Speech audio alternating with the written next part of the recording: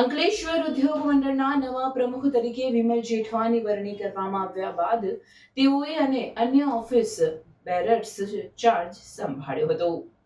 અંકલેશ્વર ઉદ્યોગ મંડળની મેનેજિંગ કમિટીની ચૂંટણીમાં વિકાસ પેનલે મોટી જીત મેળવી હતી। 20મી જૂને યોજાયેલી ચૂંટણીમાં વિકાસ પેનલે કુલ 10 બેઠકોમાંથી 8 બેઠકો પર કબજો જમાવ્યો હતો। ત્યારે અંકલેશ્વર ઉદ્યોગ મંડળના પ્રમુખ તરીકે વિમલ જેઠવાના નામની જાહેરાત કરવામાં આવી હતી।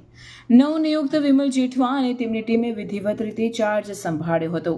ઉપપ્રમુખ તરીકે બાબુભાઈ પટેલ, હસમુખભાઈ પટેલ, સેક્રેટરી તરીકે નિલેશ પટેલ, ટ્રેઝરર તરીકે ચંદુલાલ અકબરી, જોઈન્ટ સેક્રેટરી તરીકે PR રાવ અને ભરત પટેલની વરણી કરવામાં આવી હતી। ત્યારે તમામે શાસ્ત્રોક્ત વિધિ અનુસાર પૂજન કરી પદભાર ગ્રહણ કર્યો હતો।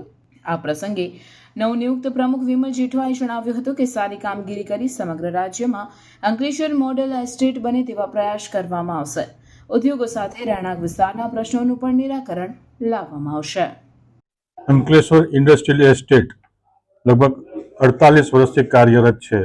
ઘણા બધા જટિલ પ્રશ્નો એન્વાયરમેન્ટના બી હતા, એને લગતા ઘણા કામો બી કરેલા છે અને સરકારશ્રીને જે આદેશ કરતા હતા કે આ પ્રમાણે કરવું જોઈએ એનો હંમેશપણે પાલન કરી અને યોગ્ય પ્રયત્ન કરીને પ્રોજેક્ટો પાર કરેલ છે।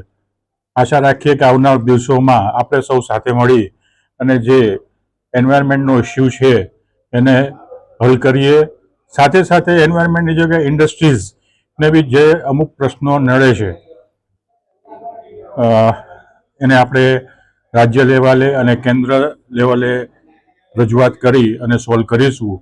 બીજું, અંકલેશ્વર એસ્ટેટ આપણે આવનાર વર્ષોમાં એક પ્રયત્ન કરીએ કે સમગ્ર રાજ્યમાં એક મોડલ એસ્ટેટ તરીકે થાય। એના ભાગરૂપે ઇન્ડસ્ટ્રીઝ અને હાઉસિંગમાં ચોક્કસ સારા ડેવલપમેન્ટ કરી મોડલ રોડ, મોડલ એસ્ટેટ બનાવવાના પ્રયત્ન કરીશું। એમાં સૌ ઉદ્યોગપતિ, પત્રકાર મિત્રોનો અમને સાથ સહકાર રહેશે। આશા રાખીએ કે આપણે સૌ એમાં ઉત્તીર્ણ થઈએ અને આપ સૌનો સત્કાર અમને મળતો રહે।